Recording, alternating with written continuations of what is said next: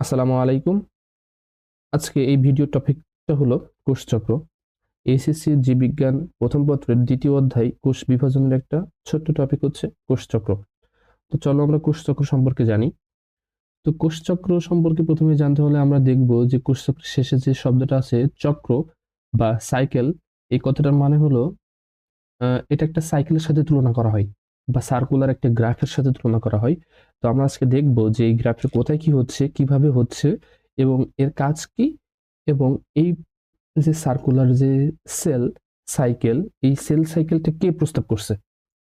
তো আমরা প্রথমে দেখব যে হচ্ছে কোষ চক্রের মাধ্যমে কি কি কাজ আসলে কোষে হয়ে থাকে। তো এই চক্র দ্বারা কি কি কাজ ব্যাখ্যা করা হয়। তো চলো আমরা একটু দেখি যে কি কি কাজ ব্যাখ্যা করা হয়। মূলত তিনটা কাজ ব্যাখ্যা করা হয়। যেমন হচ্ছে কোষের সৃষ্টি। একটি কোষের সৃষ্টি হচ্ছে এই চক্রের মাধ্যমে আমরা ব্যাখ্যা করতে পারবো। কোষের সৃষ্টি, কোষের বৃদ্ধি, কোষের বৃদ্ধিটাও আমরা এই চক্রের মাধ্যমে ব্যাখ্যা করতে পারবো, এবং একটি কোষ যে বিভাজিত হবে এই বিভাজনটাও আমরা এই চক্রের মাধ্যমে দেখাতে পারবো।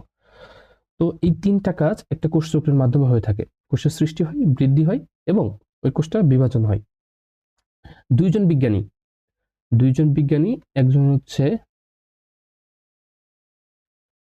হাওয়ার্ড এবং পেলক, এই দুইজন বিজ্ঞানী এই কোষচক্রের প্রস্তাব করে। কোষচক্র যেহেতু বিভাজন, কোষের বিভাজন নিয়ে কাজ করে, কোষের বিভাজন নিয়ে কথা বলে, কোষের বিভাজনকে ব্যাখ্যা করে, তাহলে আমরা দেখব যে কোন কোন কোষে সেল সাইকেল আসলে দরকার হয় না, কোন কোন কোষে আসলে কোষ বিভাজন দরকার হয় না। আমরা জানি যে আমাদের দেহে কিছু কোষ আছে যে কোষগুলো আসলে বিভাজিত হয় না কখনোই, তার জীবদ্দশায় কখনো বিভাজিত হয় না। তাহলে কখনো বিভাজিত হয় না এমন কোষ কোনগুলো, আমরা চলো একটু দেখি।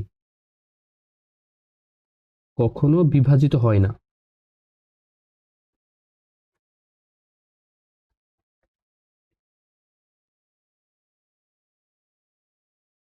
কখনো বিভাজিত হয় না এমন কোষ কোনগুলো। এমন কোষ আছে হচ্ছে তোমার, প্রথমে হচ্ছে আরবিসি। আরবিসি বা লোহিত রক্তকোষ। লোহিত রক্তকোষ কিন্তু কখনোই বিভাজিত হয় না। আমরা সবাই জানি যে লোহিত রক্তকোষটা হচ্ছে আমাদের বোন ম্যারোতে তৈরি হয়। লোহিত রক্তকোষ কোথায় তৈরি হয়? বোন ম্যারোতে। বোন ম্যারোতে তৈরি হয়। তো লোহিত রক্তকোষ যেহেতু বিভাজিত হয় না, তাহলে এই কোষের সৃষ্টি বেশি হইতে হবে, কারণ তো একটা কোষ থেকে আরেকটা কোষ হচ্ছে না। তাহলে আমরা সবাই জানি যে হচ্ছে লোহিত রক্তকোষের আয়ুষ্কাল হচ্ছে 120 দিন। তো 120 দিন পরে শেষ হয়ে যাবে।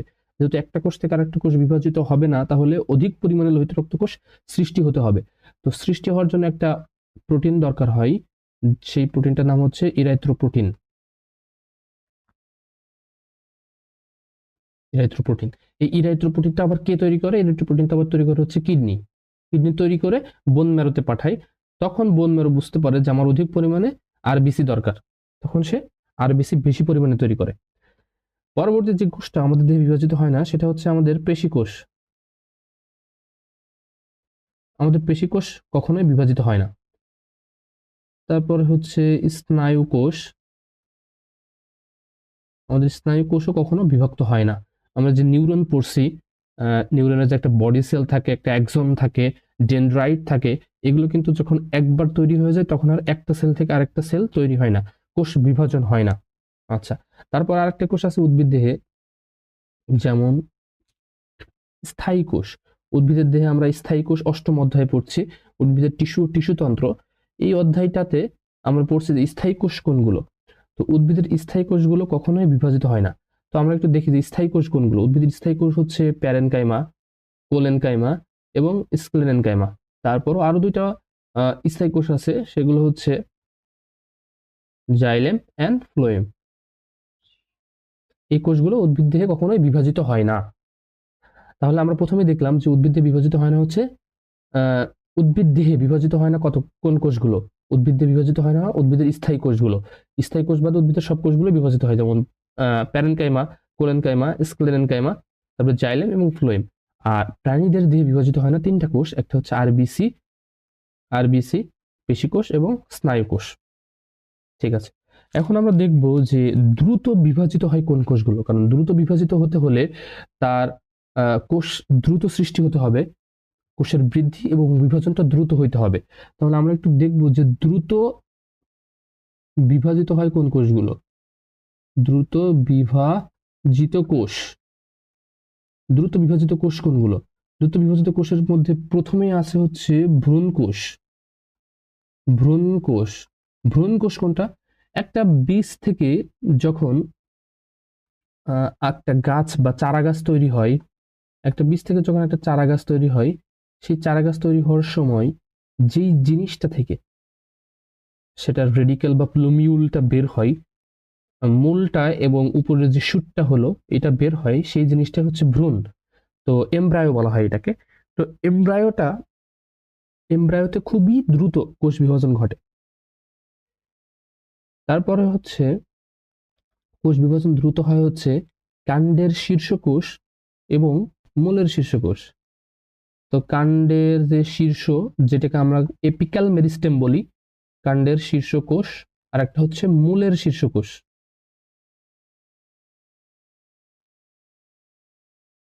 মূলের শীর্ষকোষ, আশা করি তোমরা বুঝতে পারছো। কাণ্ডের যে শীর্ষকোষ থাকবে সেই কোষগুলো খুব দ্রুত বিভাজিত হয়, কাণ্ডের শীর্ষ কোষগুলো খুব দ্রুত বিভাজিত হয় এবং মূলের শীর্ষ কোষগুলো খুব দ্রুত বিভাজিত হয়। আমরা এটাকে বলি এপিক্যাল মেরিস্টেম। মেরিস্টেম মানে হচ্ছে ভাজক টিস্যু। তো আমরা দেখলাম যে হচ্ছে সেল সাইকেলের মাধ্যমে কি কি কাজ হয়। সেল সাইকেলের মাধ্যমে তিনটা কাজ হয়, কোষের সৃষ্টি, বৃদ্ধি এবং বিভাজনটা হয়ে থাকে। সেল সাইকেল প্রস্তাব করা হচ্ছে হাওয়ার্ড অ্যান্ড পেল্ক। দ্রুত বিভাজিত কোষ দেখলাম এবং কখনোই বিভাজিত হয় না এমন কোষ দেখলাম। আমরা এবার দেখব যে আসলে কোষ চক্রে আসলে কয়টা ধাপ থাকে এবং এই ধাপের সময়টুকু কেমন। আমরা সবাই জানি যে হচ্ছে কোষচক্রে কোষচক্রকে দুইটা ভাগে ভাগ করা হয়। একটা হচ্ছে এম ফেজ, একটাকে বলা হয় হচ্ছে এম ফেজ। এই যে এই মাইটোসিস, এম ফেজ হচ্ছে মাইটোসিস ফেজ বা কোষ বিভাজন যে ফেজটা আছে সেটাকে বলা হচ্ছে এম ফেজ। আর বাকি যে পুরো অংশটা আছে এই অংশটাকে বলা হচ্ছে ইন্টারফেজ। ইন্টারফেজ হলো, ইন্টার মানে হচ্ছে দুইটা এম ফেজের মধ্যবর্তী যে পর্যায়, দুইটা এম ফেজের মধ্যবর্তী পর্যায়কে বলা হয় ইন্টারফেজ, মানে হচ্ছে মধ্যবর্তী পর্যায়। তো ইন্টারফেজে আমাদের সময় বরাদ্দ আছে হচ্ছে 90 থেকে 95%, কারণ অধিকাংশ সেল ইন্টারফেজ অবস্থায় থাকে, এম ফেজে খুব কম পরিমাণে থাকে। এম ফেজটা খুবই স্বল্প সময়ের জন্য, তাহলে এটা 5 থেকে 10% সময় এখানে ব্যয় হয় কোষচক্রের, মোট কোষচক্রের। তো এই সেল সাইকেলটা দুইটা জিনিস দ্বারা নিয়ন্ত্রিত হয়, একটা হচ্ছে অভ্যন্তরীণ উদ্দীপনা আর একটা হচ্ছে বাহ্যিক উদ্দীপনা। তো অভ্যন্তরীণ উদ্দীপনা কে প্রদান করে আর বাহ্যিক উদ্দীপনা কে প্রদান করে এটা আমরা একটু দেখি। অভ্যন্তরীণ উদ্দীপনা,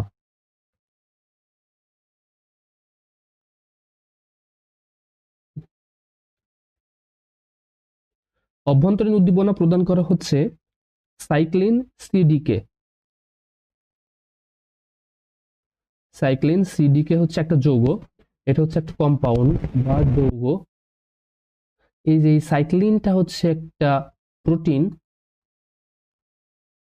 সাইক্লিনটা হচ্ছে একটা প্রোটিন এবং এই যে সিডিকে এটা হচ্ছে একটা এনজাইম। তো এরা দুইজন একত্রে একটা কম্পাউন্ড গঠন করে যেটা হচ্ছে অ্যাক্টিভেটর হিসেবে কাজ করে বা এই সেল সাইকেলটা নিয়ন্ত্রণ করে, অভ্যন্তরীণ উদ্দীপনা হিসেবে কাজ করে।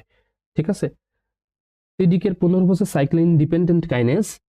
কাইনেজ যেহেতু এইজ শব্দটা আছে শেষে, তাই এটা হচ্ছে একটা এনজাইম এবং সাইক্লিনটা হচ্ছে একটা প্রোটিন। এনজাইম এবং প্রোটিন মিলে একটা যৌগ গঠন করে যেটা হচ্ছে সেল সাইকেলটাকে নিয়ন্ত্রণ করে বা অ্যাক্টিভেটর হিসেবে কাজ করে, অ্যাক্টিভেটর অফ সেল সাইকেল। ঠিক আছে, অ্যাক্টিভেটর অফ সেল সাইকেল।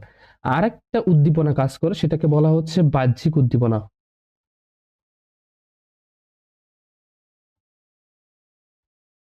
বাহ্যিক উদ্দীপনা, বাহ্যিক উদ্দীপনা প্রদান করা হচ্ছে hormone, hormone and growth factor বা জিএফ বলা হয় এটাকে, গ্রোথ ফ্যাক্টর।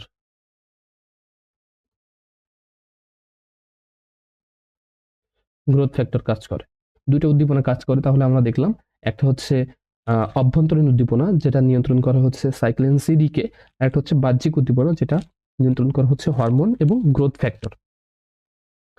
তো এই ছিল আজকে সেল সাইকেল সম্পর্কে। পরবর্তী ভিডিওতে আমরা ইন্টারফেজ সম্পর্কে আলোচনা করব।